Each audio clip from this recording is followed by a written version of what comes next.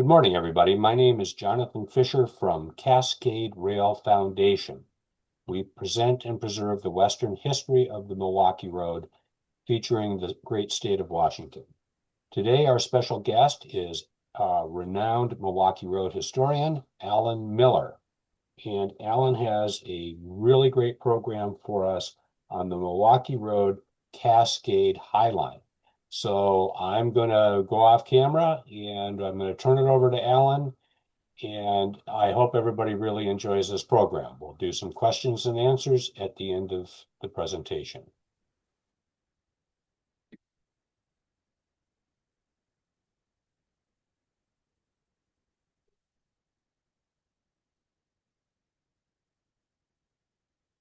All right, thank you for that introduction, Jonathan. And my program today is going to be on the Milwaukee Road's Cascade Highline, also known as the Snoqualmie Highline. And this was their temporary line over Snoqualmie Pass before the completion of the Snoqualmie Tunnel. Now, Great Northern and Northern Pacific also had temporary lines over their respective passes, but they had to contend with switchbacks to overcome the steep grades, which are cumbersome and create bottlenecks because you got to break down the train into small pieces on one side and reassemble it on the other side. Plus, switchbacks are dangerous because they're generally fairly steep grades.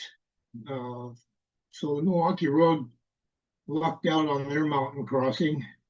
They only had to contend with adverse grades.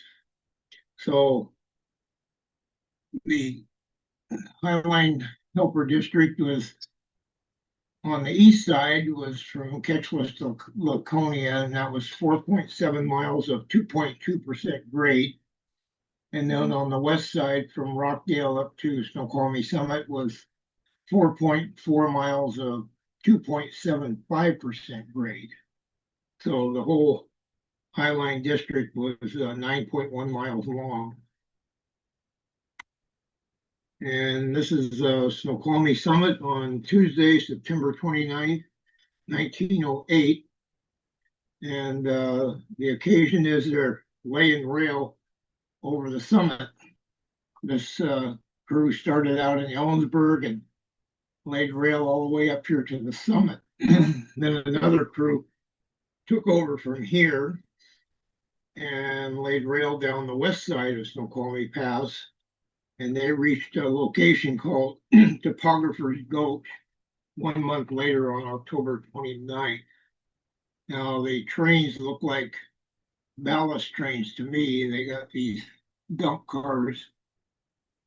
And so I'm not sure where exactly the rail train is. But I wanted to call attention to this strange looking caboose, I guess it is. But it's got these pillars on the roof with a beam across it. And I know the Milwaukee Road had a fleet of boxcar cabooses that had a bench on the roof for observation purposes.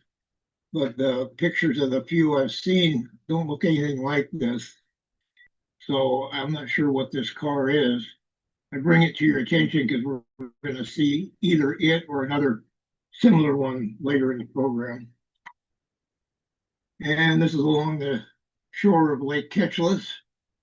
And this is either late 1911 or early 1912. I can kind of date the picture because of the automatic block signal that we see here. This is particular one is number 25/1, but the automatic block was installed between Clallam and Ketchwest in October of 1911. The location here is we're 1 mile east of the Ketchwest snow shed. And in the distance, I can see Guy Peak and Snoqualmie Mountain there. And here we are at the east end of the Ketchwest snow sheds. This was the longest shed on the whole Milwaukee system.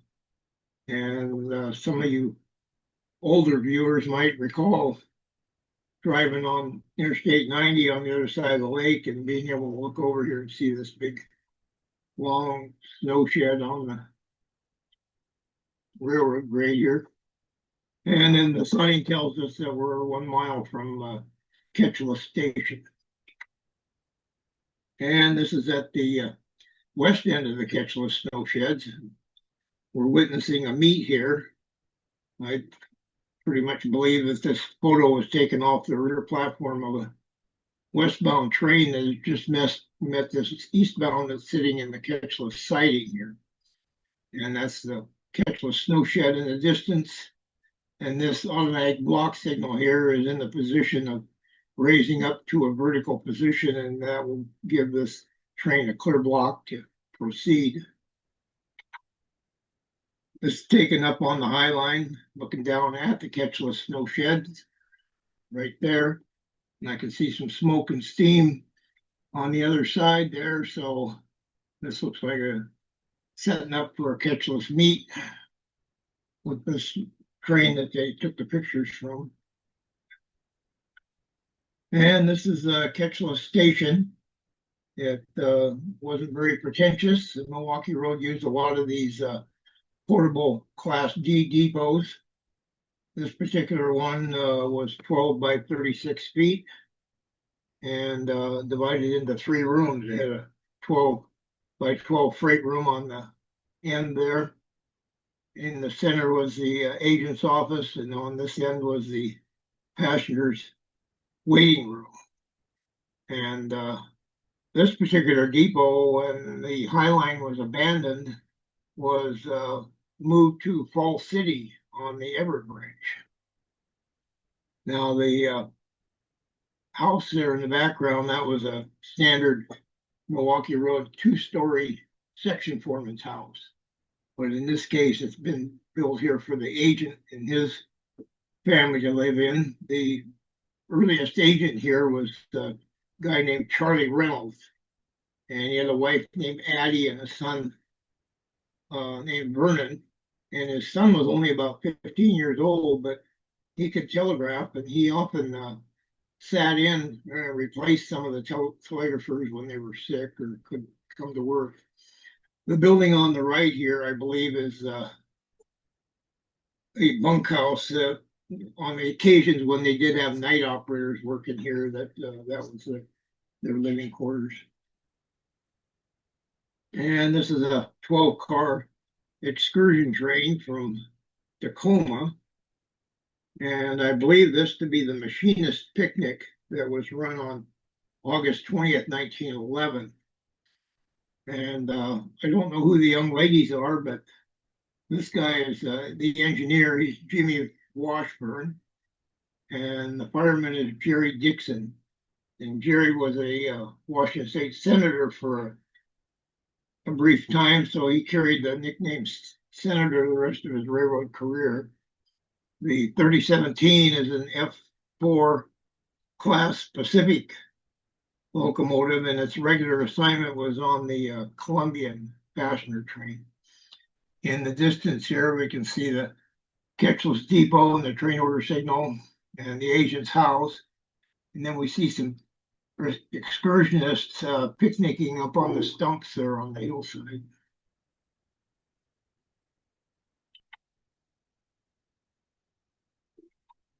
And Ketchula started to develop into quite the tourist spot for affluent people from Tacoma and Seattle. And so the Milwaukee Road kind of capitalized on that and started running ads like this one here for low weekend excursion fairs to Ketchula. This particular ad ran in the Ellensburg Capitol on June 27th, 1912.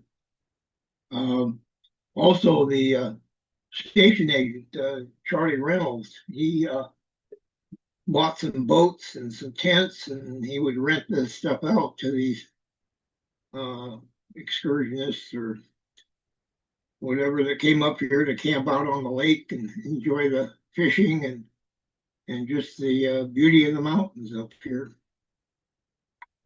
And this is the same excursion train here. It's they've turned the locomotive now and coupled onto the other end of the train, and so they're just waiting now for the excursionists to have their fun and come back to the train and return to Tacoma.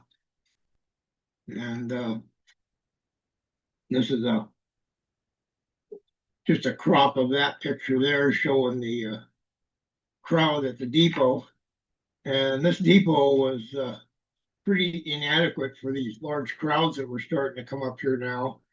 So Chicago, Milwaukee, and Puget Sound President H.R. Williams decided that Ketchless needed a bigger depot to handle these crowds. And he wanted to do it in style. So he proposed a log depot be built here for this purposes. And so this here is the plan that they agreed on from some choices that they had from different plans. This is the one that they were going to use, and it was elevated 8 feet into the hillside, and they elevated it to try and get up out of the deep snow, but they wanted the freight and baggage room to be as inconspicuous as possible. So they built it down at ground level and then put a ladder roof on it. And they approved an AFE for it of $3,000, but it had a notation on it that it was in 1912, and they said it was so late in the year that there was no work to be done on this unless it was desirable to get the logs out during the winter. And this is the floor plan that they were going to use. They agreed on separate men's and women's waiting rooms because there was some loggers and miners and other rough characters up in this neck of the woods that they weren't sure would mix well with the first class people. And then you got your agent's office in the middle there with the ticket window in the back. And then the freight and baggage room. I saw a notation that because this was going to be first class people coming up here, that the depot should include interior bathrooms. So had this been built, they probably would have put a log addition on the back here with the bathrooms in it. It kept getting deferred though. Like I say, in 1912, it was too late into the winter months when it got approved. By 1913, the Milwaukee was only approving necessary jobs. So it got put on the back burner for that year. In 1914, they were getting close to completing the Snoqualmie Tunnel. And so that was going to involve a line change at Ketchless. So they were holding off on building the depot until they knew where the permanent line was going to be. And then later in the year, the U.S. Reclamation Service arrived there to start building a dam on Lake Ketchless to turn it into a reservoir for irrigation purposes in the Yakima River. And that dam was going to flood the lake, and that was going to ruin the beach. They had a nice beach down there with a dance pavilion on it. Even Charlie Reynolds, the agent, would provide music for dances down there and stuff, but the raising of the lake was going to ruin the tourist business, so that was going to put an end to that. So the depot never got built. But Ketchless was first and foremost a helper station.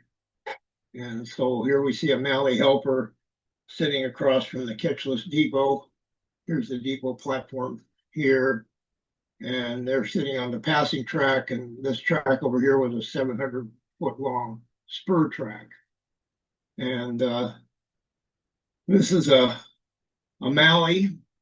And they would back down from Laconia all the way down here to Ketchless to help both eastbound, or both passenger and freight westbound trains up to the summit. And this particular engine is the 5018. which was either on this job a long time or all the photographers caught it, because we're going to see a few more pictures of it as we go. It's a class N1 2662 compound Mallee, and the compound Mallees took steam directly from the steam dome into the high pressure cylinders on the rear, and then it was exhausted into the low pressure cylinders on the front. And by the time it came out of the exhaust, it was so saturated that it would come down on the cab like rain.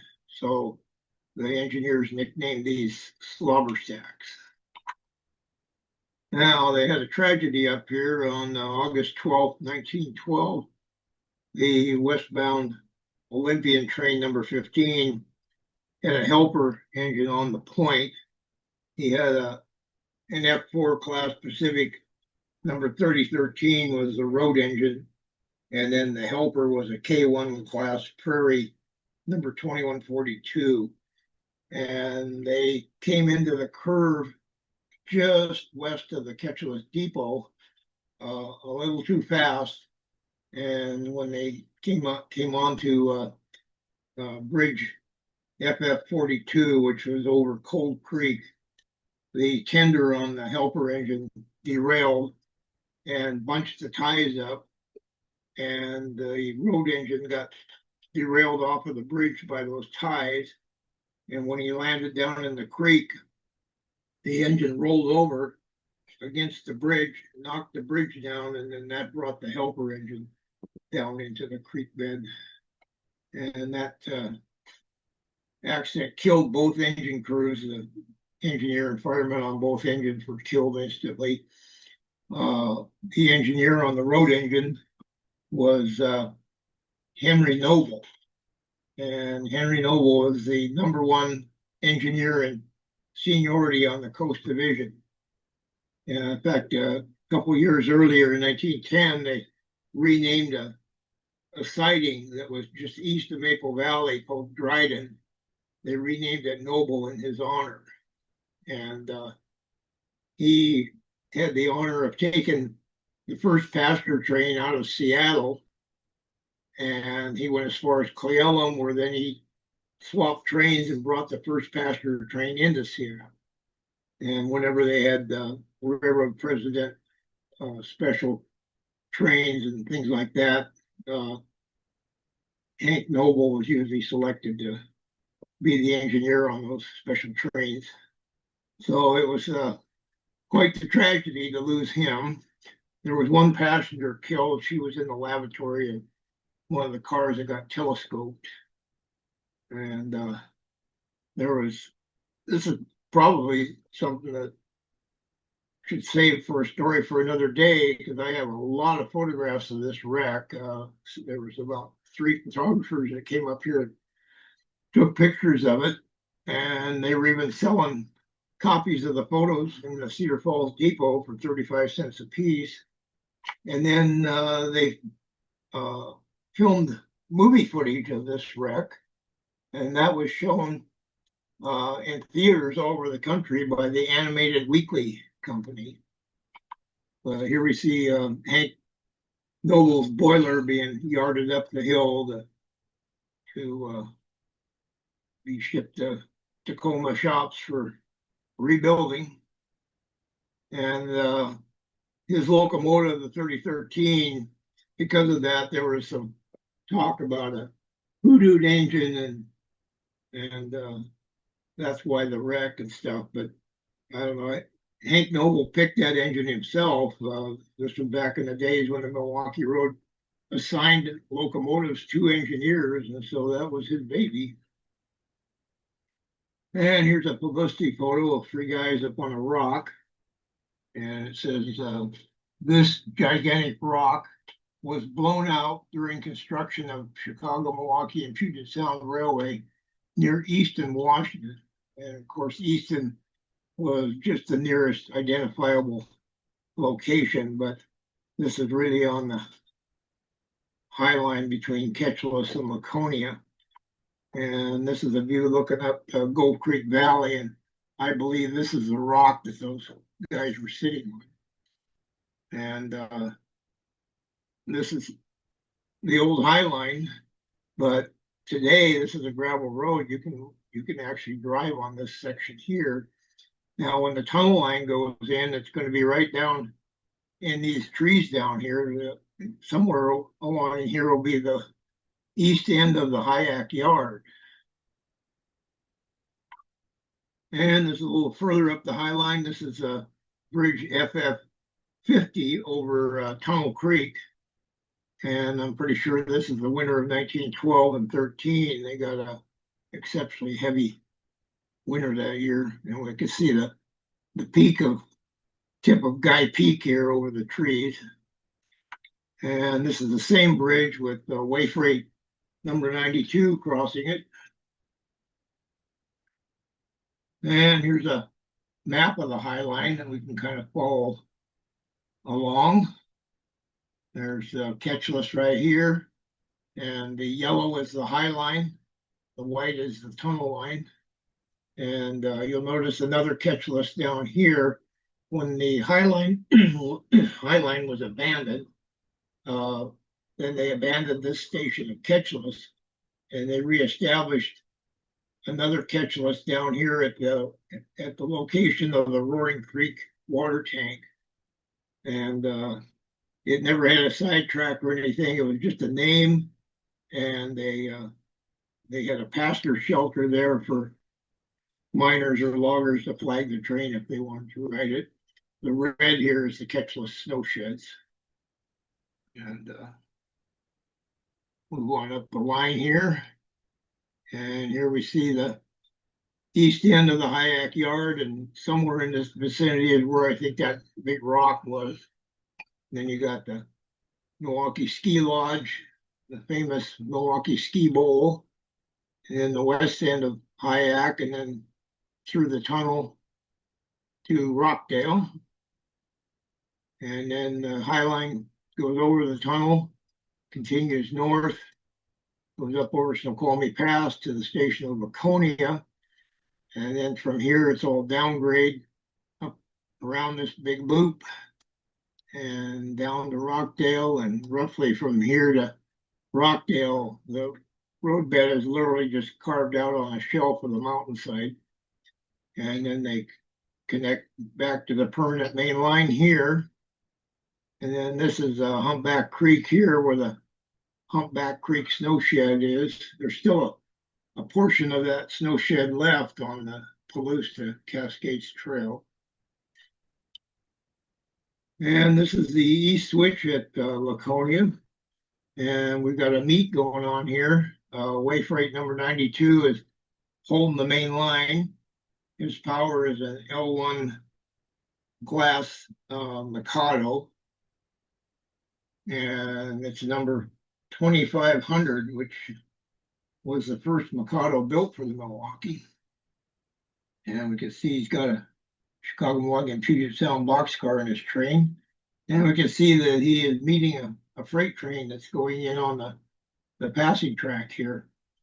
And this picture was taken April 14th, 1910.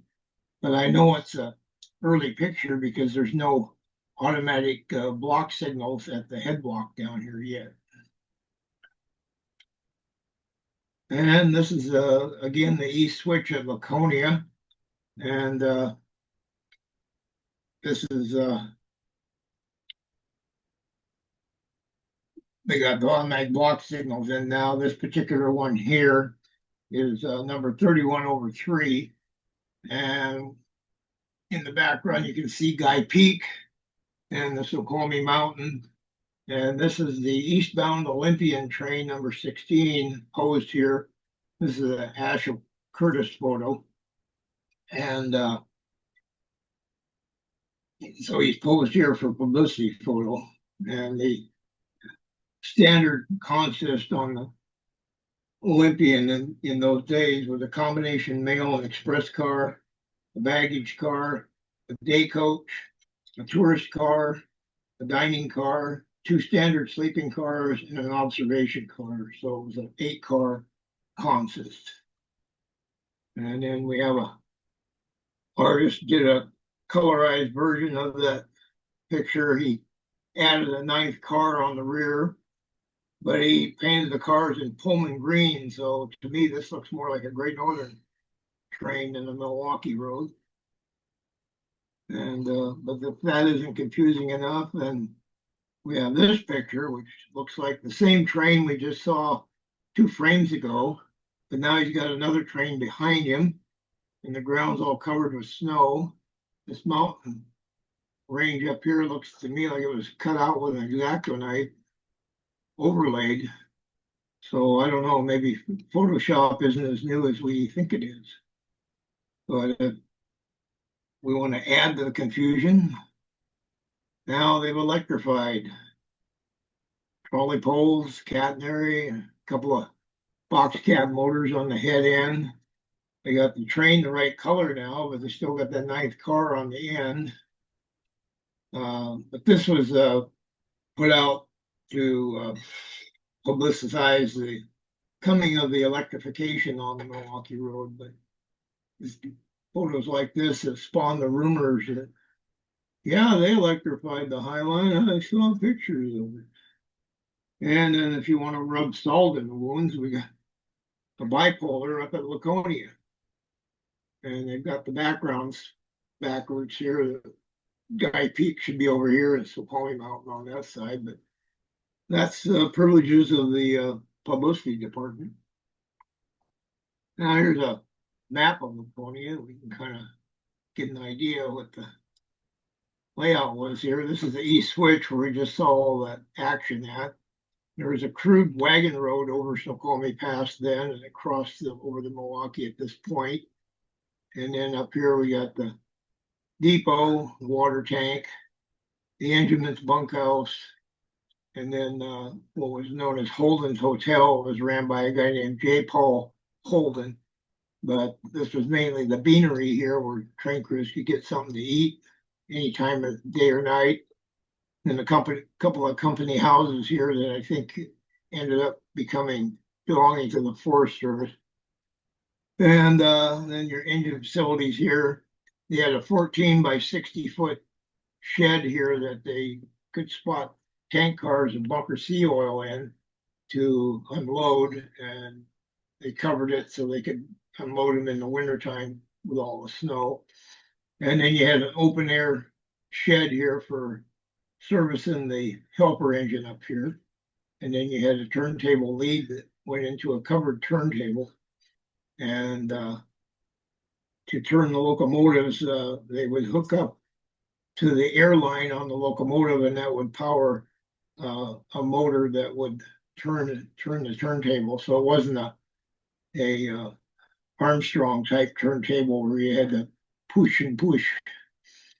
And they had 2 passing tracks here, an eastbound passing track and a westbound pass. And this is the west switch.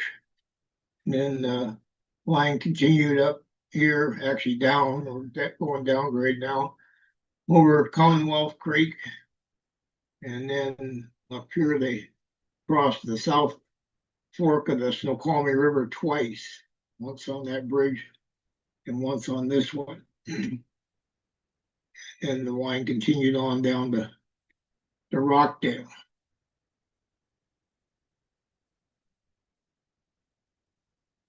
And this is the earliest picture I've been able to find of Laconia.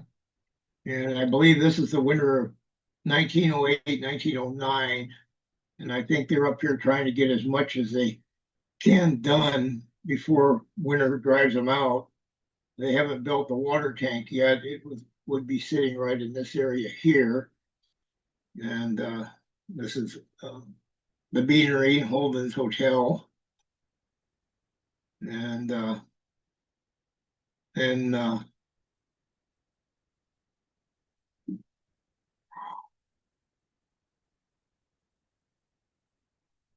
then while we have a train order, good view of a train order signal here, I thought I'd explain Milwaukee Road train order, semaphore train order signals. Milwaukee cast these themselves in the Milwaukee shops. And they were rather unique in that most train order signals had the lantern on the top here, and so both sides were the same. They worked off the same point. Milwaukee train order signals had the lantern on the side, so these two faces had to be different. But the main thing was that they're both in a stop position. So you had a red lens in this spectacle here. The center one was blanked out. It just had a piece of metal in there. And then the clear position was just a white light. So there was no glass in these. They're just a blank hole. So to equip a Milwaukee train order signal, you just had to have two pieces of red lens. And they just worked in two positions. Now, in 1920, when the Form 19 train orders started to be used, then they put a green lens in the center one, and then they rigged these things to operate in three positions. I'm a train order nut, so I had to put that in. There's your standard Milwaukee Road switch target. And the depot here was what they call a Class C telegraph office. It was just a 9-foot by 10-foot operator shack with a stove and a desk in there and not much else. But I wanted to bring attention to this car. This is another one of those hokey looking caboose cars, I guess. It's got the two pillars here with a beam across it and these white targets. But that beam doesn't look like something you could comfortably sit on. So I really don't know what this car was for. And then over here you got these outfit cars with the snow fences on the roof to keep the snow, I guess, from building up in the entryways. And this is what the engineer's view of Laconia as you're coming into it. And we got a bunch of cabooses here. The bunkhouse up here was strictly for the engineer and firemen to batch in. And the trainmen, the conductors and brakemen, they were expected to live in their cabooses. Here we have a boxcar caboose that's probably got a bench up on the roof.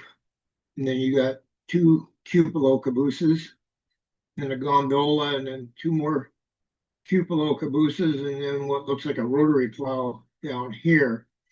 Now, the gondola was a kind of a standard practice when you're living in the caboose, rather than have to get out at night in the snow and go hunt down the nearest outhouse. They would spot a gondola in Caboose Row for devious purposes. And this is the other end of that line of cabooses. And you can see this one here, he boarded up the windows. He probably had the windows blown out by a rotary plow before, so he's not taking any chances this time. And we see that is a rotary plow there. Then we got Denny Peak in the background. And then we got a K1 class Prairie engine here, the 5512. And then you can get a view here right through the turntable. You can see the snow on the other side of it. And this is Laconia in the summer of 1910.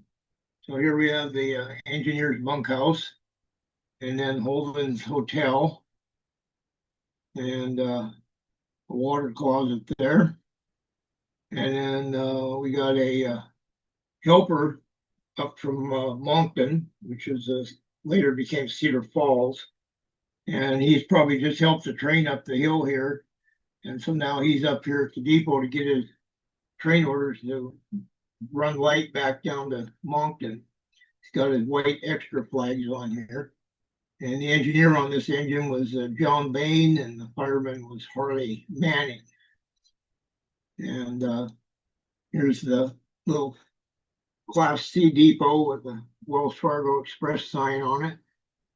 And then your coal and oil house. And this contained coal for heating for the stoves to heat these buildings. And then it contained kerosene for the lamps and lanterns, and kerosene was also known as coal oil, and it was used to start the fires in the coal stoves. And then this is the agent's house behind the depot here. And the first agent up here was a guy named Claire Eugene Ingraham, and his wife's name was Welfa Adelia Ingraham, but she went by Peggy. And they were the day and night operators up here. He worked a 12-hour day shift, and she worked a 12-hour night shift.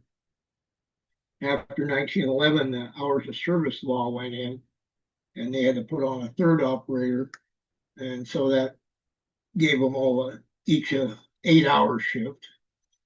And here's the shed here for unloading the oil cars. And this is the sand house. This is the open air shed for servicing the locomotives. This is your coaling tower here. And then a covered turntable with the exhaust stack. And then the water tank there. And this was taken in 1971 from approximately the same location.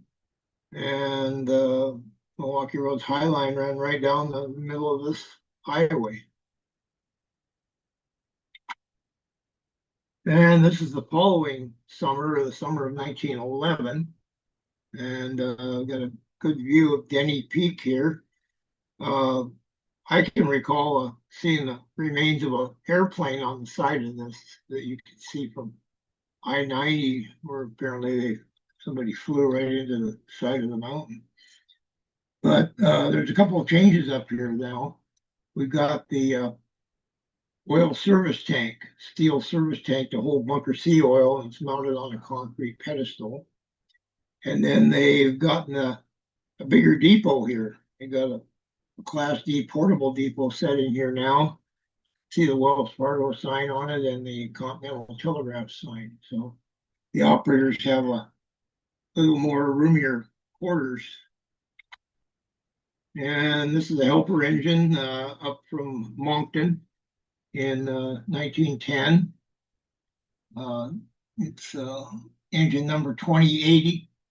And this is a K-class Prairie engine.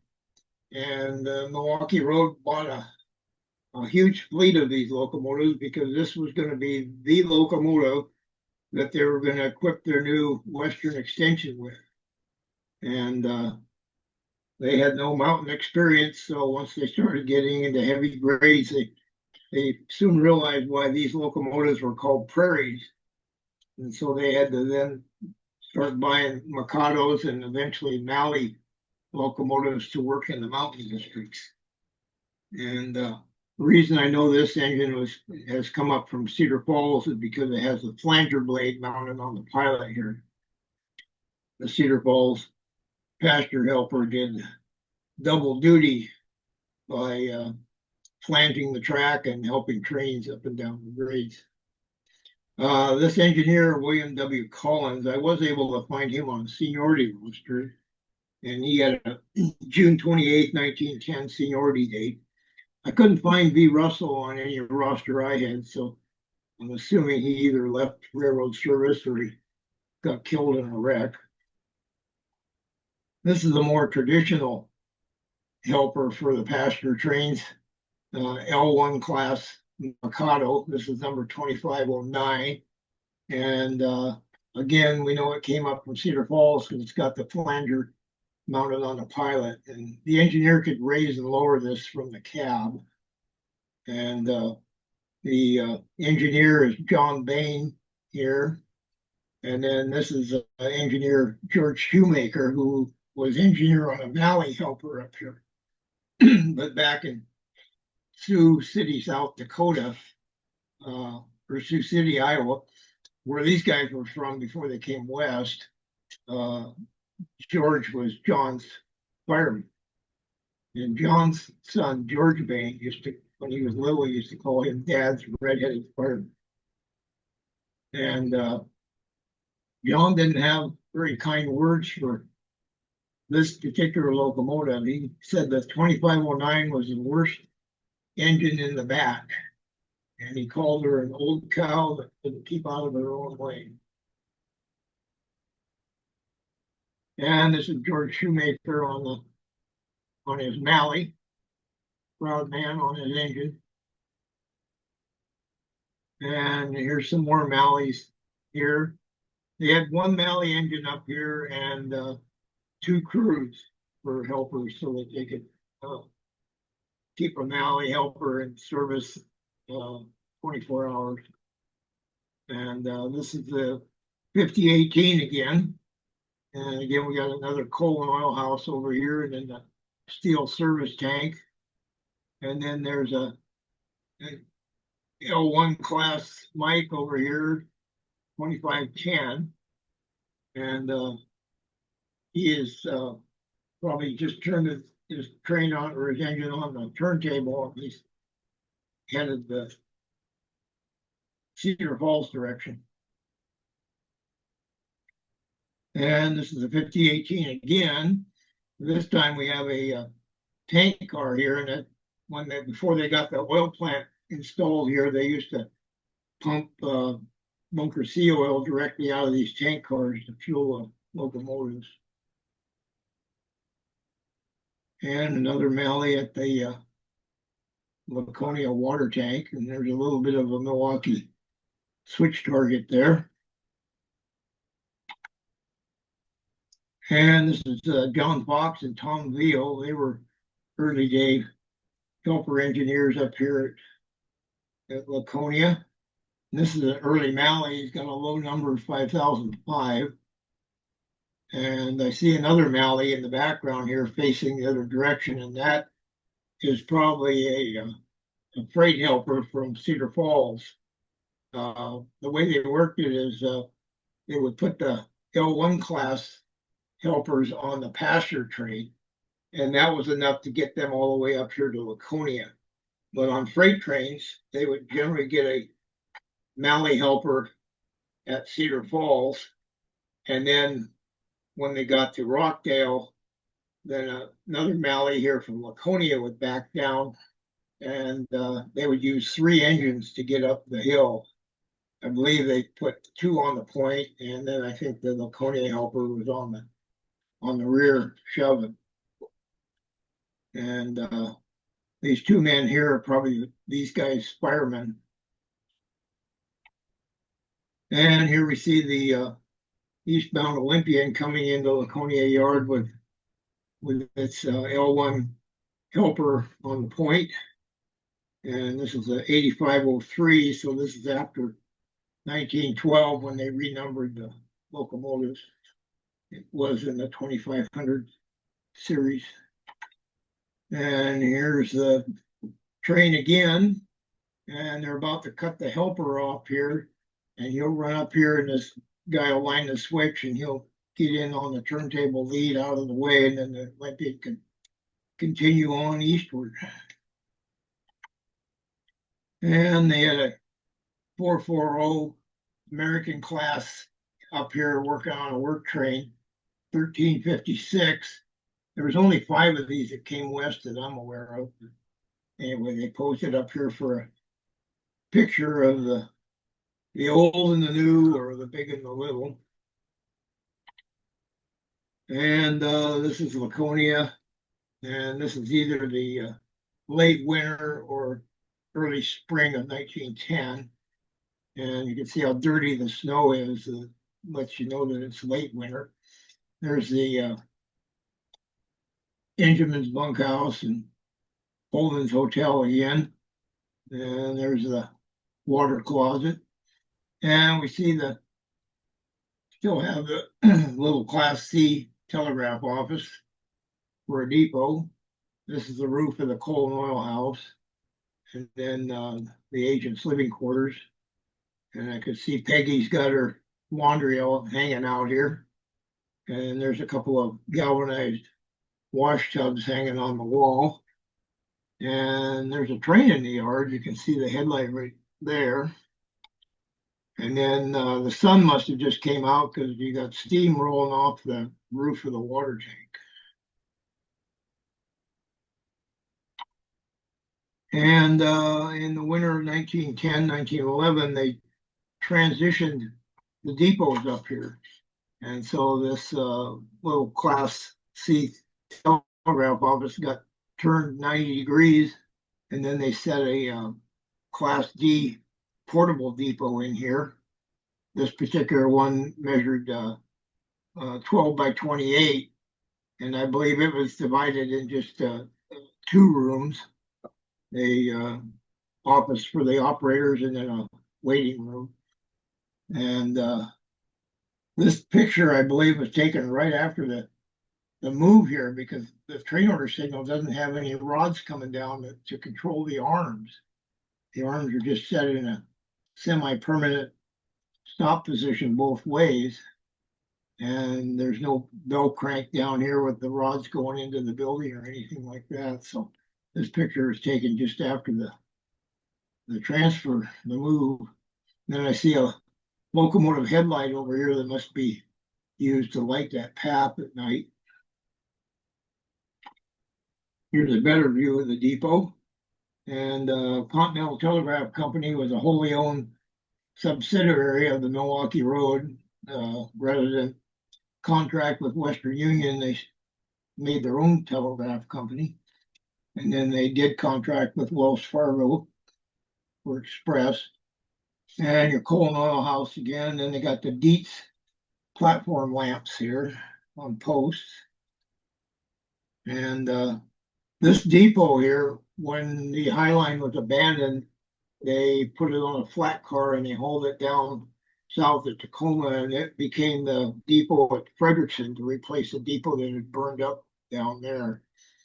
The occasion here is this is the winter of 1912, 1913, and they had so much snow up here that it took out the automatic block system and took out the communication lines. So the Milwaukee put a call out for linemen and signal maintainers from other divisions to come up here and help. So you see all these guys here with the bed rolls and stuff. And I think this is a mail sack. It's stenciled Laconia wash. And I know there was no post office up here. They used to get the mail in down at Moncton, and then they'd bring the mail up on the helper engines. And here's the depot again, the same crowd of men that are going to be earning their pay up here. They've got a tough job ahead of them. And this is a poor picture, but it's one of only two that I've seen that shows the engine facilities up here. And here's your steel service tank. And then here's the oil column here where the locomotives would fuel up. And then this is your 14 by 60 oil unloading shed, and the sand house here, and then the coaling tower, your open air shed for service, and then the covered turntable in the background. And you might say, well, if they're burning oil, why do they still have a coal tower here? And that was for the rotary plows. They never converted the rotaries over to oil because there wasn't any danger of them setting a forest fire when they're up here plowing snow. And this is the other picture of the engine facilities. It's not very good either, but they're better than nothing at all. And looks like we're getting ready for winter here. There's a 14 by 60 oil shed.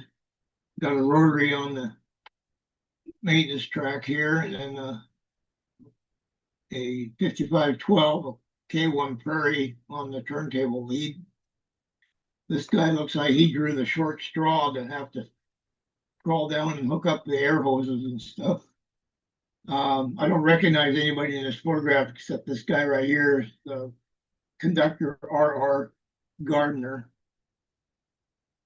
And this is the 9-day plowing expedition in the winter of 1908, 1909. Milwaukee Road allowed Snoqualmie Pass to just snow over.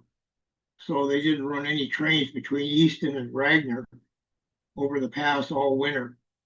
And so now on March 26th, 1909, spring has come and they want to get the line open. So they assembled this plow train at Ellensburg to open the line up. They had a G class 460, number 26 was a point engine, and a rotary plow. And they hit an average of 8 feet of snow over the pass, but it had a lot of it had solid ice at the bottom where the snow had melted and then refroze. And there was no water tanks or cold facilities en route, so they had to haul all their own stuff. So you got water, you got tubs of water here, and then you got cars of coal, and then they got a bunch of outfit cars here to house all the laborers that they brought along with them. And this plowing expedition took 9 days. They finally broke through on the other side on Sunday, April the 4th. And here's the plow at Whittier. And then here they are plowing across the Cold Creek Bridge. And this is the same bridge that collapsed under the Olympian in 1912. And written on the back of this, it said, this is a trail to the operator's shack at Laconia. But on the front, it just says trail cut through 20 feet of snow at Laconia. And this here is the winter of 1909, 1910. And this was their first winter of operations for the Milwaukee Road. And what a winter it was. They had a lot of snow up here. In fact, I'll give you a few facts. They had a total of 134 inches of snow on the ground at Laconia on February the 28th, 1910. They had 10.75 feet of snow fell in 3 days between February 24th and 26th. They had 10 inches of snow that fell on March 1st. And now March 1st was the same day as the Wellington Avalanche over on Stevens Pass on the Great Northern. They had a total snowfall for the month of February was 252 inches, which is 21 feet. They had 6 feet of snow fell in one storm, and the temperature dropped to 10 degrees, and they had strong east winds through the pass. So for 1910, the total snowfall up here was 46 feet. And we got a G class 460 locomotive here, and then a little caboose here. This caboose almost looks small enough to be a four-wheel bobber, which the Milwaukee Road had some of those, but I don't know of any that came west. So it might just be an illusion that it looks shorter than it is, but it is rare because it has a center cupola, which the Milwaukee didn't have very many of those. And then these two cars here, I believe these are business cars. I think we have officials up here trying to help unsnarl this snowy mess, their first experience in winter mountain railroading. And here we have a double rotary, which the Milwaukee Road called a bull moose. And I know this is an early one because they've got two K1 class prairies for pushing power. And you'll notice that they got canvas tarps on all the tenders, and that was to keep the coal dry while they were plowing so it didn't get wet and freeze into solid chunks. And this is rotary number 20 here, which was a very early rotary that the Milwaukee bought and was a fixture up here for a long time. They call them rotary snow shovels. And the one on the other end is most likely the number 14. But they had two sets of these plows up here every winter. And one of them worked the west slope down to Cedar Falls, which is 24 miles of all mountain grade. And then the other plow set worked on the east side to Cle Elum, and that was 31 miles of the snow district. And I assume that this is the entire crew that it takes to run a double rotary plow. Each plow took two engineers. One engineer ran the wheel and the other engineer ran the rest of it.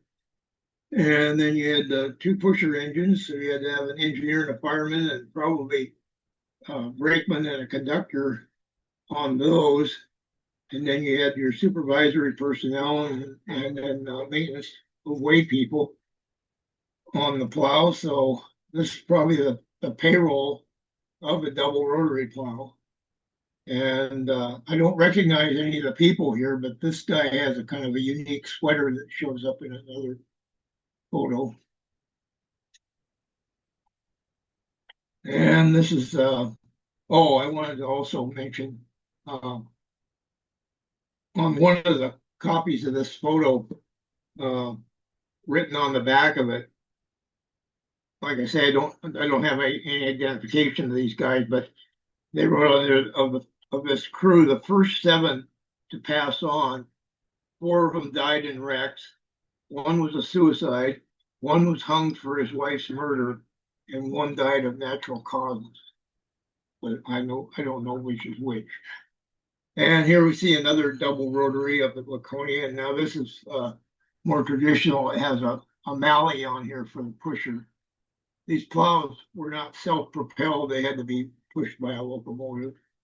And then we see the mallee is an oil burner. And the plow still has to have the canvas tarp on the tender. And here's what the plow would look like after a full night of plowing snow up there. And here's another double rotary plow, and this is the 1913. So this is the crew that fought the biggest snowstorm they ever had up on the high line. The only ones I can identify is this is R.W.L. Benjamin. He was a brakeman. And then over here we got Casper Cap Brenner. And he was a conductor up here, but he figured quite prominently in snow service up here every winter. And then R.R. Gardner, conductor, and O.S. Brown was a brakeman up here. And that's the only faces I can pick out up here. And this is the 1914 plow crew. Here we see the guy with the sweater again. That must be his annual winter togs. And I don't recognize any faces in here either. But this guy looks like a train master, probably smoking a cigar and trying to look important. And they like to pose with the plow. Everybody did. This plow though, I wanted to draw attention to the cutting wings up here. In 1912, the Milwaukee modified these plows and put a larger cutting wing on the cutting shroud. And so that increased the cutting width from 11 feet 9 inches to 13 feet 6 inches. And they were held in place by 3 big strong hinges and then in position by pins and brackets. And the reason for that was that they had some 10-degree curves up here. And if you had a pasture train following the plow with the old cutting width, when you try to go around a 10-degree curve, the pasture cars would be rubbing up against the snowbank. So this increased width gave them a little breathing room. And like I say, everybody likes to get their picture taken with the plow.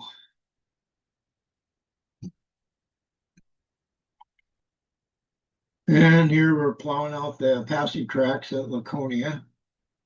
And there's the unloading shed again. And you can see the stack of the covered turntable in the background. And here's a bunch of guys that were usually up here every winter for snow service. And these I can identify. You can see the caboose has a good 4 feet of insulation up here to hold the heat in. And this guy is O.S. Brown, brakeman, and R.R. Gardner again, the conductor. And then this guy is William Ennis, Bill Ennis. And he was number 1 seniority conductor. He had a conductor's date of March 6, 1908, and or I mean March 16th, 1908, excuse me. And so he would have hired out on the Chicago, Milwaukee, and St. Paul Railway of Washington was the company at that time. But up here, he is the assistant train master, which carried the nickname Snow King. And so he was in charge of the snow district up here. And he called the shots on the rotaries, where they were going to go and when, and was basically in charge of the whole snow district. And then this is Casper Capbrenner, another conductor. Like I say, he was pretty prominent in snow removal service up here every winter. And then this is brakeman R.W.L. Benjamin. And then if you'll notice over brakeman Brown's shoulder is a gondola attached to the caboose. We know what that's for, don't we, boys and girls? Now here we see a rotary in operation. And you notice there's a couple guys up on the roof of it. That was kind of standard practice. You had 2 engineers in there, but neither one of them could see hardly anything when the plow was in operation.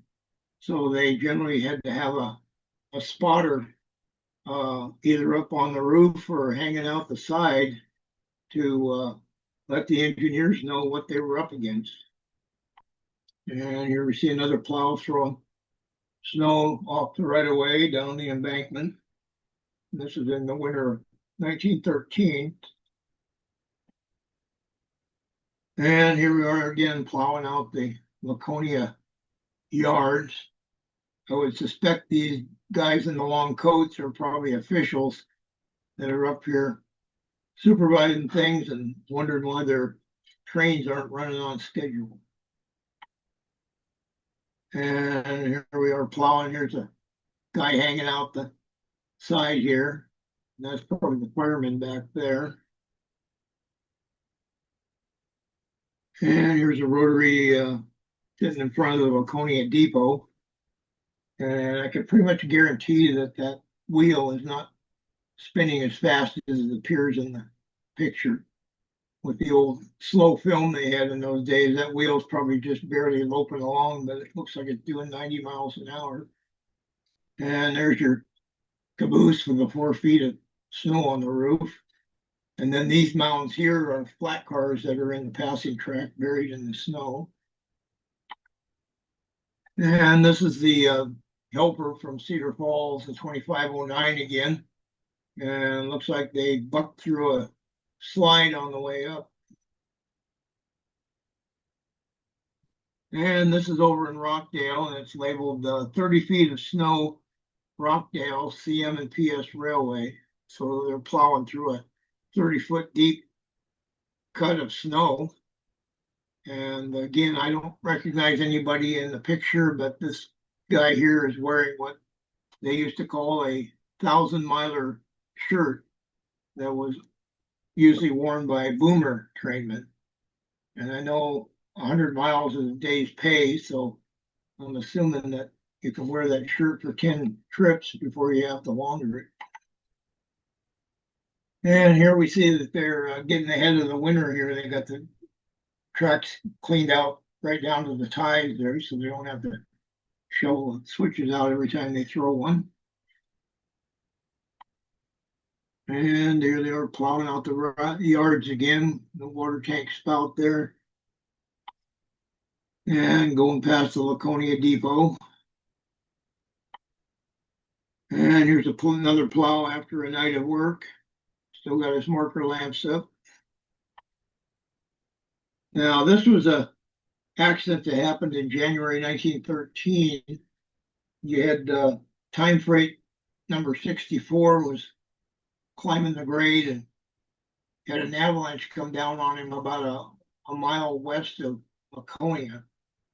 And it trapped him in there. And so they sent a crew up here and a rotary plow. And the rotary plow ended up getting stuck in here too. And this crew worked for 3 days to dig this train out of this avalanche trap. And they just about had it free when another avalanche came down and knocked 2 locomotives and 12 cars of expensive Oriental imports down into the Snoqualmie River at the bottom of the grade. And Roadmaster G.P. Hall, although he recovered, was seriously injured. He got caught in that slide. And here we are plowing out another cut. And you can see the lookout hanging out the side here. And another view of Laconia buried in snow. You had to get used to snow up here because it snowed 7 months out of the year. And in addition to the rotary plows, they had a cut widener. And they had 50 men with that cut widener that were shovelers and stuff to dig trees out. They got their power here is a K1 class Prairie number 5556. But a cut widener is a flat car with a control cabin on it and 2 big steel wings that can reach out beyond where the plows could reach and make a wider cut so that if a train had to stop, there was room for the brakeman to walk alongside of the train. And these steel wings would reach out and pull the snow in and then deposit it between the rails behind it. And then they just run a rotary up there and pick that up and throw it off the rail. And this picture was taken in Rockdale because that's back mountain in the back there. And this is a WashDOT aerial photo of Snoqualmie Summit, but this is where the High Line ran right down this highway here, and then cut across here, went up what is known as Alpental Road. And then this is that loop up there. It's through here, comes down. Now this is known as Guy Cabin, and it's owned by the Washington Alpine Club. And they own this property here. So if you want to hike this old grade, it's best to ask permission. And every time I've ever been up there, there's always been at least one person at the cabin. But they're pretty proud of their little piece of Milwaukee history, so they're willing to let you go explore it.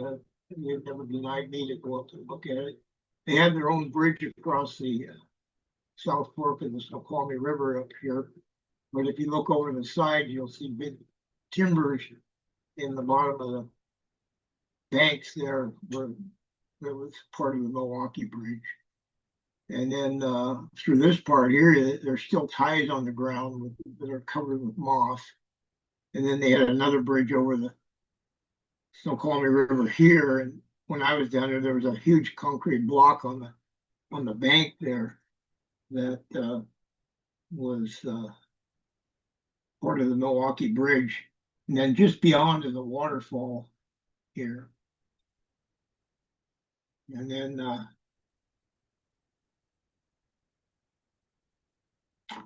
Craig Magnuson, he took the Laconia map and overlaid it onto a Google Earth image. And so here's the east switch at Laconia. And then here's that wagon road. And then we got the depot and the water tank. And then over here's the engineman's bunkhouse and Holden's Hotel. And then over here's the engine facilities. And then your west switch. And then as you can see, the grade went right up Alpental Road and across Commonwealth Creek, and then swung over here and crossed the Snoqualmie 2 times, and then went over the I-90 and then swung over to this side of I-90 for the rest of the climb to Rockdale.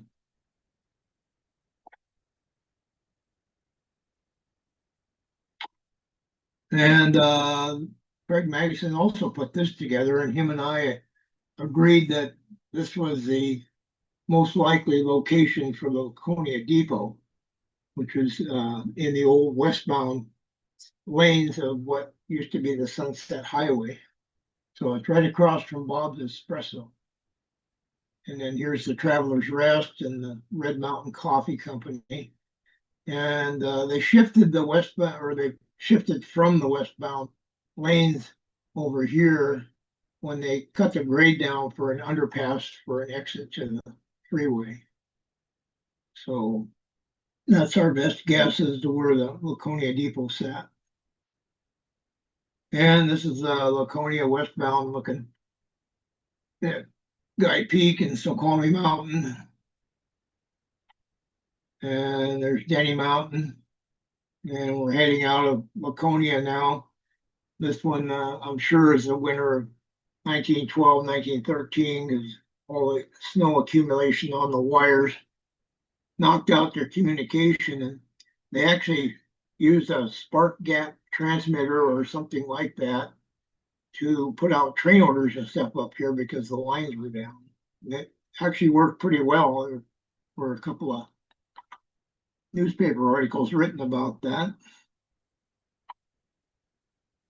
And on down. Now this is a bridge FF56 over the South Fork of the Snoqualmie River, and this is that second crossing where I saw the concrete block from. And this is just a colorized postcard that was made. This is the same bridge in the winter. You wouldn't even know there was a river down there. And then here it is again, bridge FF56, and here's that waterfall. And the concrete block was over on this bank somewhere. And then here we see the Sunset Highway. Now, the Sunset Highway and the Milwaukee Road were never in operation at the same time. By the time they completed the Sunset Highway, Milwaukee Road had picked up all their rails and removed their structures up here and abandoned the High Line. In fact, further up at Laconia, the Sunset Highway ran right down the Milwaukee Road's grade. And this is descending the High Line, showing how the grade was pretty much just cut out of a shelf on the mountainside. This is at bridge FF66, and we're looking at down at Rockdale. You can see the buildings there at Rockdale.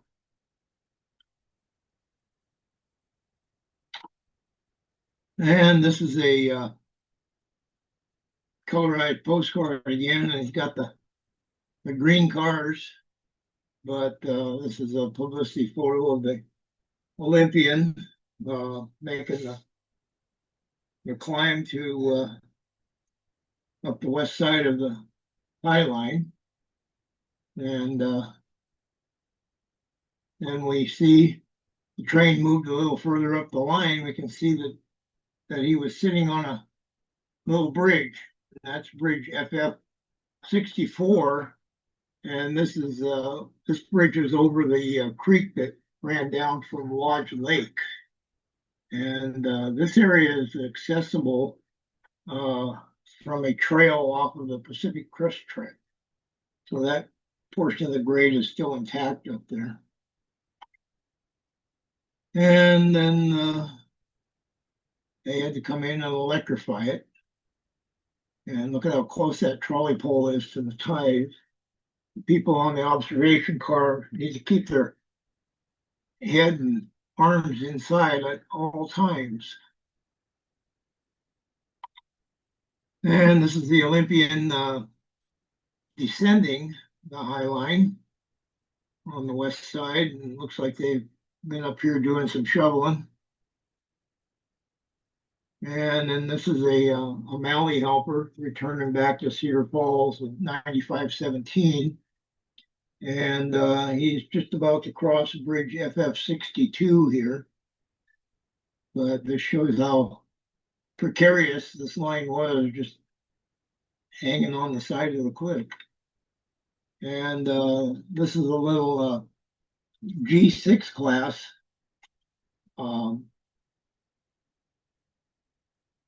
10-wheeler. And it looks like he's got a business car. And he's descending the pass here. And he's about to cross bridge FF78 in the foreground here. And behind him is bridge FF76. And then this is a watchman's shack. And this was probably Sloggy's shack. Sloggy was a watchman up here that got written up about in the Milwaukee Road's employee magazine back in 1913. And then you can see the water barrels on both ends of the bridge there for fire protection. And this is bridge FF74, and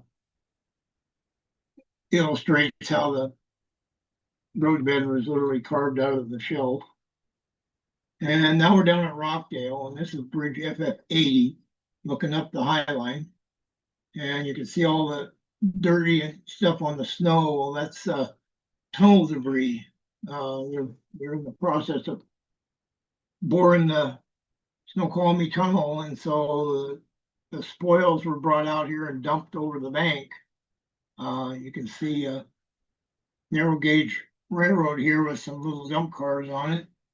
And then it looks like the railroad's been moved over here and they're dumping stuff on this end too. Now this bridge here, this last span up here of this bridge is still intact up there, and it has two rails spiked down on it on ties. So there actually is a short piece of the High Line that's still intact to this day.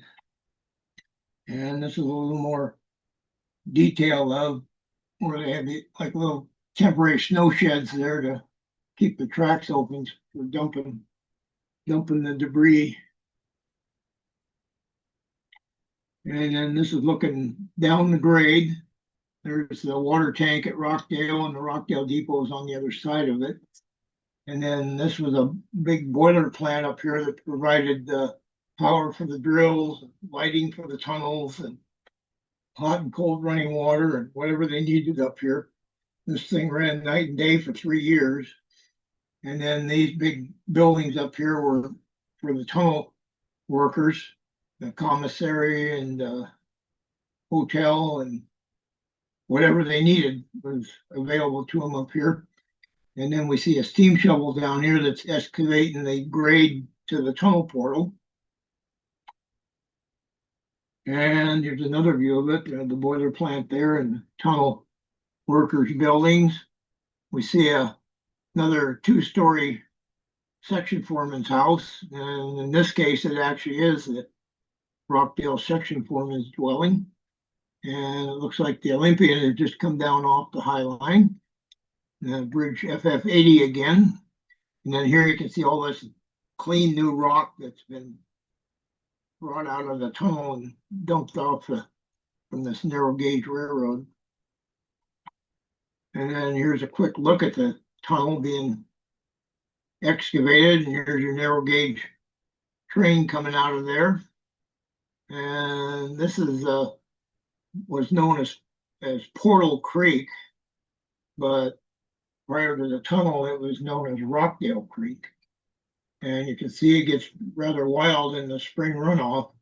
So this creek was channeled through concrete on a concrete snow shed that took it over here and then down over the side of the hill down to the Snoqualmie River.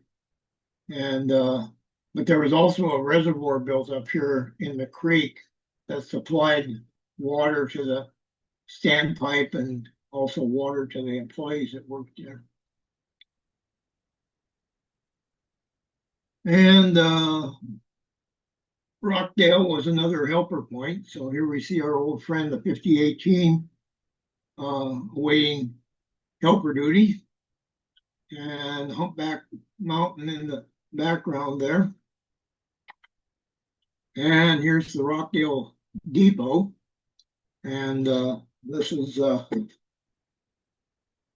Agent William T. Leamy standing by the train order signal, and he's got black sleeve bands on to protect his white shirt from train order carbons.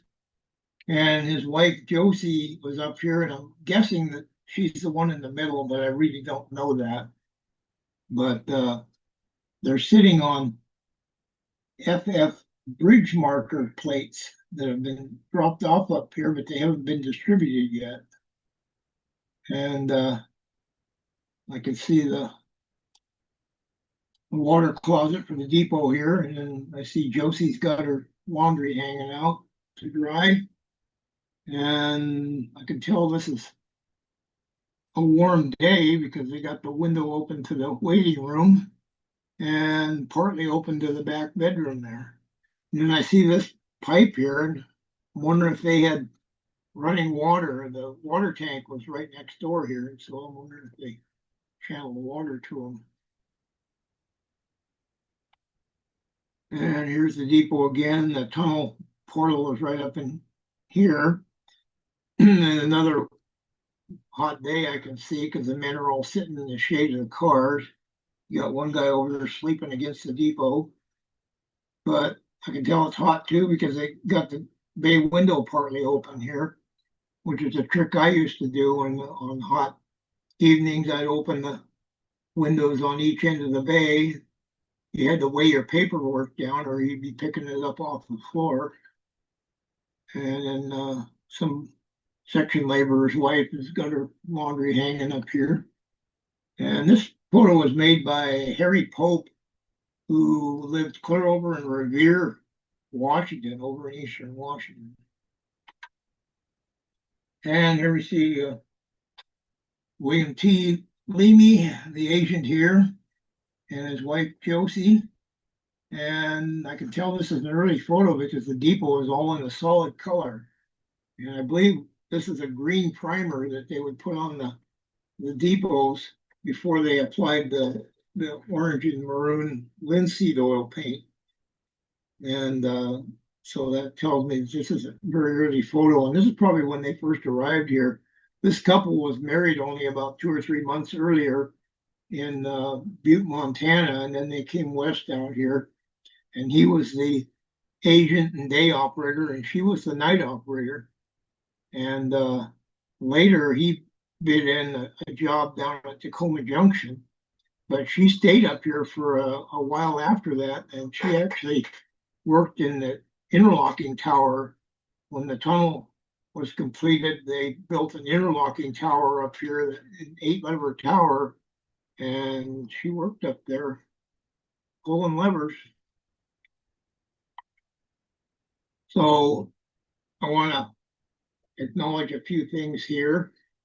One thing I want to address is why they abandoned the High Line, because it was an expensive piece of railroad to operate, even whether it was summer or winter.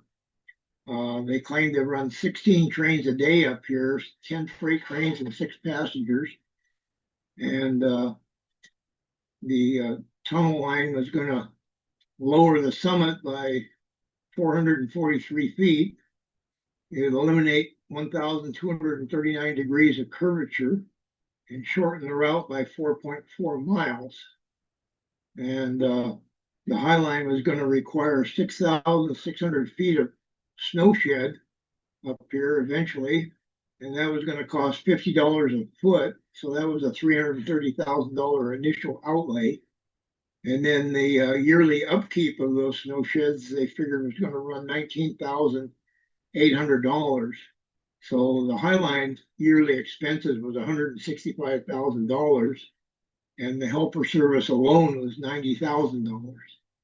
So the $2 million that Milwaukee spent to build the Snoqualmie Tunnel, they looked at it as money well spent. And I also want to acknowledge that most of the photographs that you saw up here was due to three photographers. Ashel Curtis, who you're probably all familiar with, a guy by the long name of Alexander Joseph Michael Holzman, who lived in Snoqualmie, took an awful lot of these photos up here. And then Louis Sheldry, who was a Norwegian that lived out near Ragnar, took a lot of photos.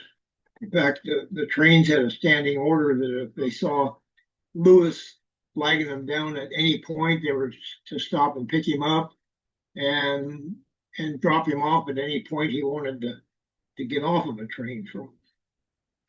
And it'd be interesting to know what happened to those two guys' photo collections, because I have an awful lot of their photos, but I'm sure that they both took a lot more photos that I've never seen before.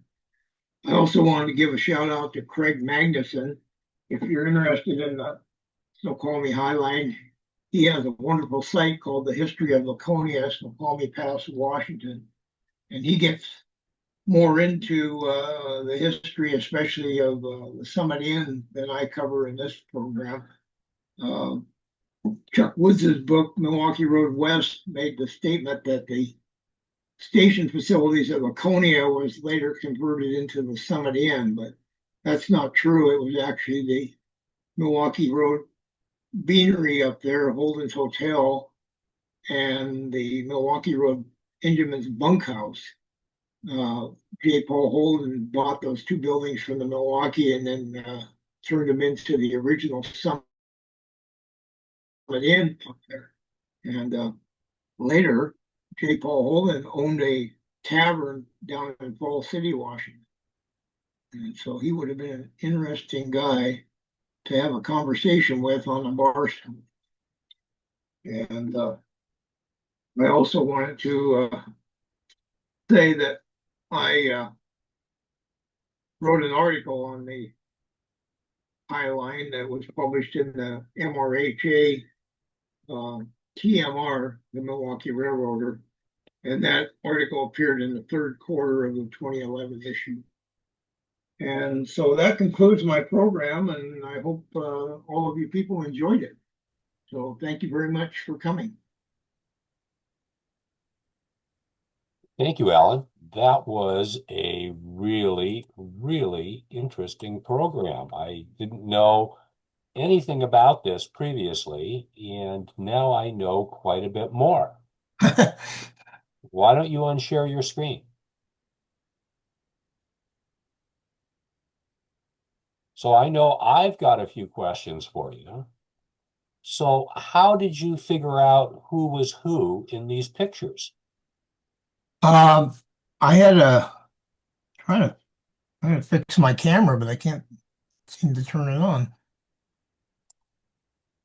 Let's see here. I'll try to see if I can help you.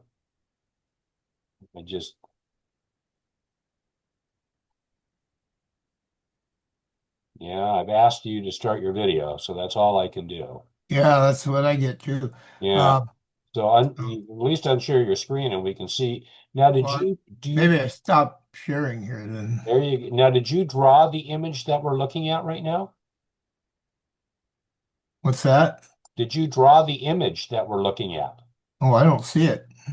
Oh, okay. Well, I guess that answers that. Here's there's my Alan back live. Okay. And I've got in our audience two esteemed, fairly knowledgeable railroaders, George Foster and Robert W. Scott. Guys, you got any questions for Alan? I asked Alan how he figured out who these people are. So, okay, well, the way I knew that is I showed pictures of this engineer up there, John Bain. I used to correspond with his son, George Bain, who was retired, and we used to write letters back and forth. And whenever they had photographers up there taking pictures, then John Bain would purchase two copies of whatever they were photographing, and he would give one to each of his two sons.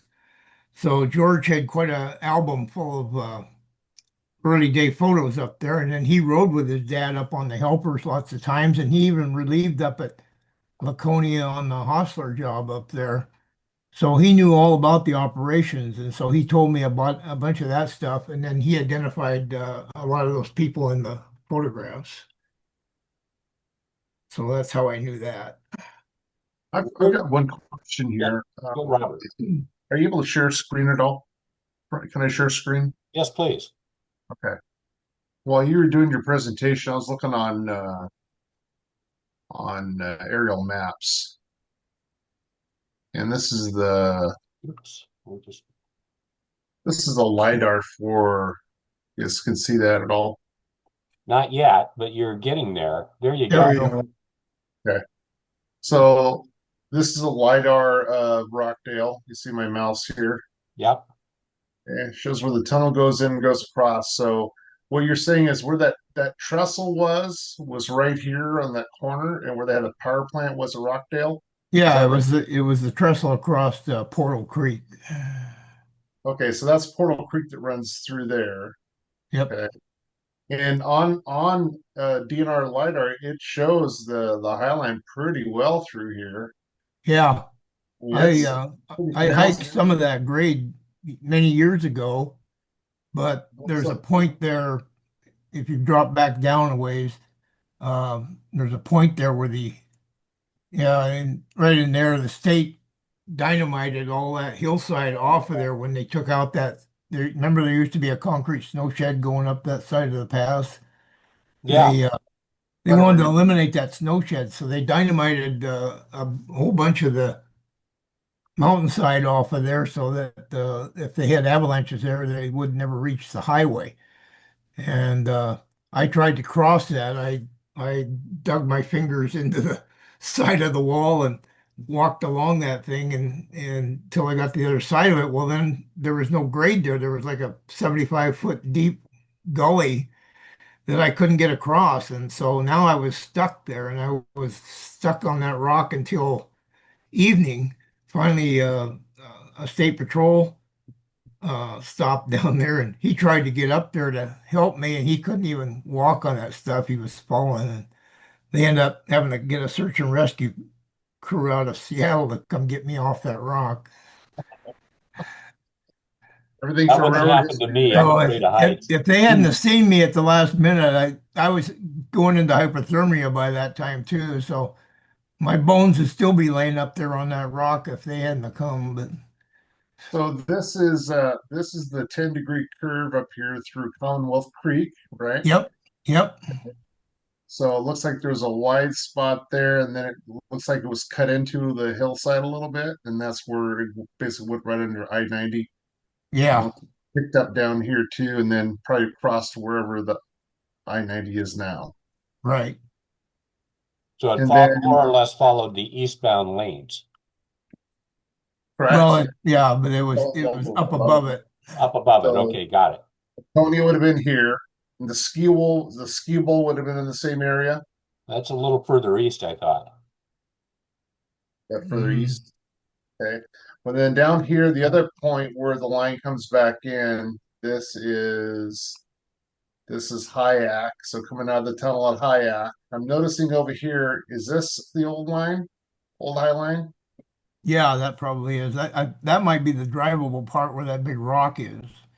Okay. Oh, So the okay. big rock would be right in here somewhere. Yeah. And I don't know if that big rock is still around there. I didn't get that photograph until I was too disabled to go up there and do any more exploring. So, So this line looks like it runs down into the river valley. So this would have been, where would the snow shed have been on the line? mm, Or Kachilus? Peachless? Would well, that be maybe, along the lake? yeah, maybe further south there it was right on the shore of the lake. So, Okay, so it's further down here. Okay. yeah, down in that area someplace. So by then the High Line had not taken off yet. It was still the main line. No, the High Line took off right at the Ketchless station. Okay. And that snow shed was basically at just beyond the west or east switch at Ketchworth. Okay. All right. Thank you. Mhm. I had a bunch of questions and comments. I noticed you mentioned Alpental, and when my folks went to work for Ben Cheney at his estate in northeast Tacoma, uh, just about a month before I went into service, we drove up to Alpental where he had a big ski lodge and chalet, and they let me drive their car up there through that snowy weather. They had a great big Mercury, like a Ford Country Square wagon, but like that. And so we got to go up there, and then a couple other things. I noticed how clear those photographs are, and I know they're from large negatives, but still the clarity is pretty good when you zoom in and show us the nameplates like FF68 or whatever it is. Everything's really clear, and the locomotive numbers and things like that.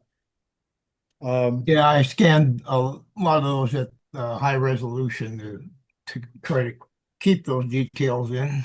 Yeah, they look good. So was compared to what a little highway is next to the freeway at Summit, is Laconia Depot, was that and all that, was that more at the East Summit exit? Yeah, I think so. Down Okay, there where the Traveler's Rest is. I yeah. think that building's still standing up there. And then there's a restaurant and a motel on West Summit. Is that Yeah, fair? Uh-huh. And I'm trying to remember, um, so the newer Snoqualmie ski facility, that's kind of like between those two, right? yeah, I believe so. Look up on the hillside. Yeah.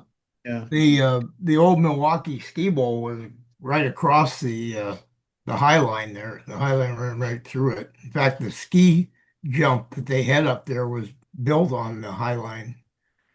Oh, okay. They didn't like do Thank you. ski jumps over the tracks or anything, did they? Yeah, this is interesting. And how long and where did you find all these pictures? Well, a lot of them I got from George Bain, and then other ones I've been collecting over the years, just wherever I can find them. And like I say, those two guys took a lot of pictures up there, and I'm sure I haven't even seen all of them. Where did the But grade start dropping off going west out of Laconia? Was it at the horseshoe curve, or was it beyond there? It started dropping down. oh, right at the depot. The depot was right on the summit, and so the descending grade was right there at that water tank at Laconia. So what was the grade from Laconia down to Rockdale? 2.75%. Ooh. Yeah, George, But you know, quarries doesn't like that. The Milwaukee actually could have got away from not having to do the tunnel because they really only just had some adverse grades. The grade on the other side at Catchless was 2.2%. Well, that's the same as the grade going up Beverly Hills. So, Or Stevens Pass. So I mean it's a yeah, mountain grade, but but Yeah, uh, and on but the they really escaped the bullet because they got the tunnel opened in 1915. And the following year was the big snow of 1916, and they had enough troubles down on the lower elevation. They can't imagine how bad it would have been up there on the High Line. So what was their daily train count on the High Line at its They claim 16 trains a day, 10 freight and six passengers. I can account for the six passengers and about six of the uh, freight trains, three in each direction in the timetable. So they must have been running some extra freights that weren't scheduled. and everything yeah, got helpers, so that added to more movements back and forth. Yeah, so they either ran extra sections or they just ran extras. yeah. So yeah. Um, I had a question for you about Bandera. So there's in this joint timetable 3, it shows Bandera on there, and then it doesn't show Rockdale on there, but they, of course, they had the the microphone at Rockdale to tell the dispatchers how the progress was of any eastbound or westbound. Yeah, what they call the snapper. Yeah. Yeah. And yeah, Rockdale was I think abandoned oh sometime in the 1950s, I believe. They had two big passing tracks there at Rockdale originally. It was a pretty good place for meeting trains, but they ended up taking everything out of there except the main line. Yeah. Did the grade lessen to 2-2 below Rockdale? What was that? Did the grade lessen to 2-2 below Rockdale? Yeah, from Cedar Falls up to Rockdale, it was 1.75%. And then why the reason for the two portals at the west portal?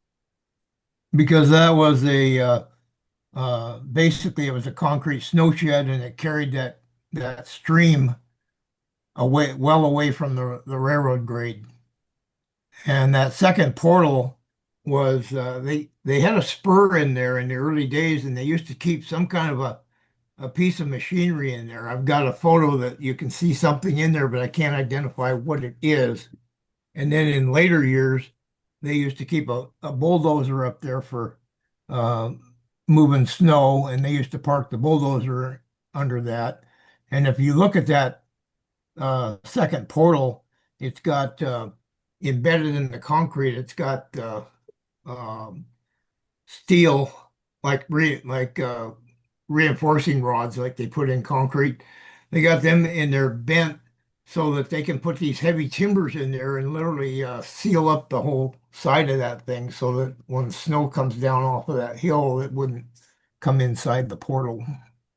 So they could close that thing up tight every winter when they wanted to.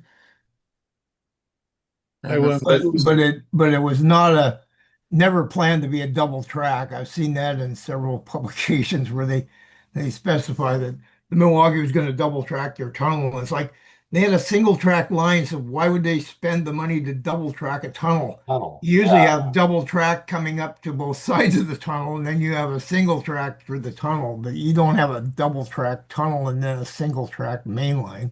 Well, they never really had the traffic capacity there either, No. so they didn't really need to. Um, I went up on Hanson Creek one time, kind of like that Blair Koistra perspective there with Don Lair, and that was a pretty good time. We photographed a couple trains up there, but I think they were either I don't know if it was a dead freight east, but it had chip cars and some other stuff, so maybe it was like a 202 or whenever that ran. I know 200 ran it out of Tacoma around 8 p.m., but you know, but I don't know about 202. Yeah. Yeah, one last question. Speaking of Blair's photos, I've seen on his before. It shows a picture on the east portal of them using block and tackle to tie the doors open or closed. What was Yeah. that all? Well, when the wind was blowing, it created a vacuum in the tunnel there, and so they had to use this pulley system to close the doors so that the two doors would close it at equal distance there. Otherwise, if you tried to shut one door and not the other one, it could pull the door right off the hinges. Another problem is they had to have those doors open when a train going eastbound entered the west portal because the train going in there is like a piston and a cylinder, and so it's pushing the air ahead of it. And so they had a light at Rockdale there showing if the tunnel doors were closed, and if that light was on, then trains would have to stop there and call the train dispatcher and let them know that they couldn't go in the tunnel yet, and then they'd have some section guy come down there and open it up for them. Otherwise, they'd blow the doors right off the hinges Oh, trying to go Was through Jeff the tunnel. was Jeff Jensen one of those guys? Yes, he was. Yeah. Yeah, I And thought so. a guy I went to, well, he was a couple grades ahead of me in school, but I found out just recently that he worked up there one winter doing the door on the tunnel. So Uh, I had a question about in this Wheels Rolling West book by Dave Stife and Ted Benson. The first photograph that's in there is of the Kent Depot. So this is a little off subject, but it shows one of the eastbounds in the fog. I was wondering if you ever saw that photograph because you worked Kent Depot, didn't you? Yeah, yeah, I finished up on the Milwaukee at Kent, but no, I never saw that photo. Okay. Yeah, we could do a whole program on the Kent Depot, you know. Yeah, really. Yeah, go get your teeth fixed there, right? Yeah, you do a whole program on Sam Belcher. Oh, So is here's that was the agent? Yeah. so here's the photo. Is that Is Oh, you? that yeah. Is that that Ted you? Pope? Probably is. Yeah, probably. Uh, you guys know who Ted Pope is? Alan, you do, I don't you? just I just talked to him the other day. In fact, I was in the middle of re-recording my program, and he called me, and the damn phone went off, and I had it wrapped up in a towel in the drawer. I thought it would be quiet, but it picked up on the video, and I had sent Ted a link to that Cherry Valley video, and he was calling me, telling me how wonderful that video was and how great he thought it was. Yeah, that cherry Great Northern Cherry Valley line is already on YouTube. If you just Google YouTube Yep. Cherry Valley Great Northern, you'll find that excellent program that we recorded exactly 1 week ago today. So, Alan, another great program, and I want to thank you for just the tremendous amount of effort that you put into creating this. Just an insight into an area, just like the program last week, an area that people just don't really know much about. And again, a very short-lived chunk of track that has now been preserved for history. So, and I also want to thank our audience, the bishops, as I call them, George Foster and Robert W. Scott, two of my dear friends, and of course, Alan, my dear friend. And so at this point, if I hear nothing more from the audience, I'm going to say that we're going to end the recording. So I want to thank all of our guests that were here today and all of the guests that will be watching our program in the future on YouTube. And we're going to put this program both on my YouTube channel and on the Cascade Rail Foundation YouTube channel. So you'll be able to watch this again in the future. And I want to thank our special guest, Alan Miller, for an outstanding presentation. And for those of you that are gluttons for punishment, remember tomorrow we will have Gordon Glattenberg on the PNRA/Cascade Rail Foundation biweekly Zoom program, doing a program on steam south of the borders, plural. So we'll be looking at Mexico, Guatemala, Central America, and all sorts of color photography that Gordon took in the early 1960s. Alan, thank you. And I am, as soon as I get my mouse to work here, going to end our recording. Thanks everybody for being here, and thanks everybody in the future that watches this program.